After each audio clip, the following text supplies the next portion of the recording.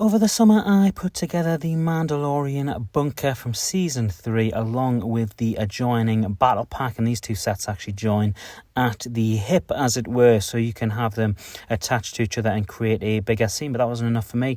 I decided I was going to add a few extra characters, including Mando, Grogu, Bo-Katan, and a couple of extra Mandalorians that I've collected over the years. However, I decided it was time to add yet another battle pack to this set. I'm in need of some more Super Commandos and ideally, potentially in the future, some more Praetorian Guards. And I'm going to time-lapse the build because if you are regular to the channel and you've already probably seen this over the summer when I originally put these two sets together, so nothing particularly new or exciting, but I am thinking that I'm going to have to change the layout, much like I did with the Tantive hallway, and invert the sides. Now, one thing that makes me think I'm going to further modify this set is the fact that this battle pack, the way it's locked into the side of the bunker, it means it is locked in, whereas on the original side you can see you've got a bit of movement there. You can get about 45 degrees either way with the set. This one's actually locked into the side because of the way it's built in, which makes me think I'm going to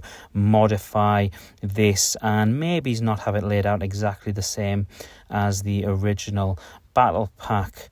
As you move through the build, it's allowed me, however, to sort of expand and also make it look less claustrophobic. I had quite a lot of characters all down the left-hand side of the build, all down the battle pack area with the floating Super Commando.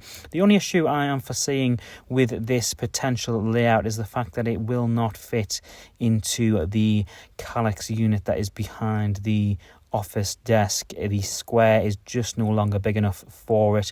It was never a great size for displaying it side on. I always used to have it sort of in a diagonal, but you can see there you've got the pack separated from the actual battle pack, which makes me think that I'm going to have to move it on to one of the new shelving units, just like I did with the Tantive hallway.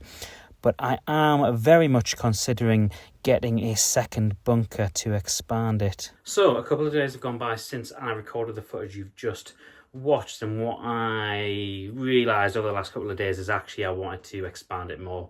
Really all I did was add a couple of figures to it and a little bit extra. So I decided to get another bunker, and what I'll do is I'll now sort of do what I kind of did with the Tantive hallway video, which is try and sort of incorporate or find a way of making the two things sort of wedged together. And I'm thinking I'm going to use the door piece side by side with the other door. I think that's the sort of the smarter thing I want to do. I want to have it as more of a display rather than making it into a square, if that makes sense, with a bunker at either end and then a battle pack on either side. I think I'm just going to have one big front, one big long doorway, kind of like we saw at the end of Mandalore Season 3. And yeah, let's see how this goes.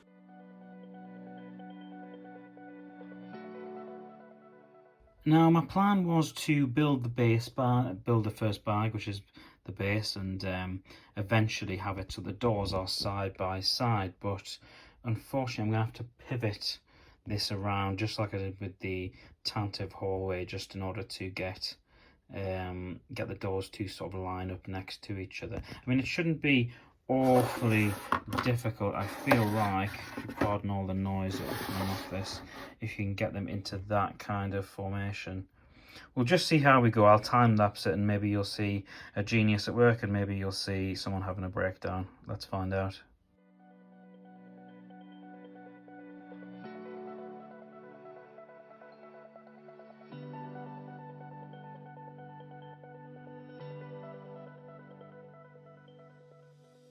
So I'm not entirely sure how long that was, but my goodness me, it took quite a lot to flip everything and invert everything. I had to go back to the first couple of pages and I sort of found my rhythm, as it were, and this is, for me, there we go, concrete proof that I think I've got the right shape.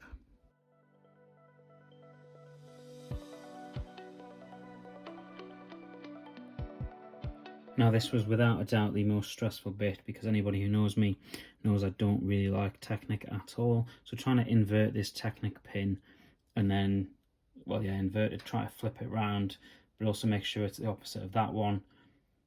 So the relief when the door did this was, mwah.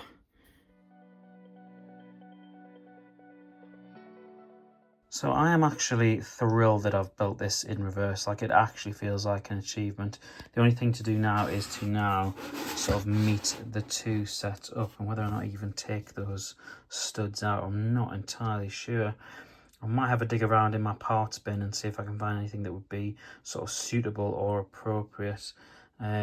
Yes, let's have a look at that, and then hopefully I'll show you the final results. Right, so that is what we have plumbed for. It's a 2x4 dark bluish grey tile, basically holding the two pieces together. You've then got a masonry brick in light grey at the front, and then you've got a 2 brick at the back, and then the 2 little pieces that you get on either of the sets you can also see there.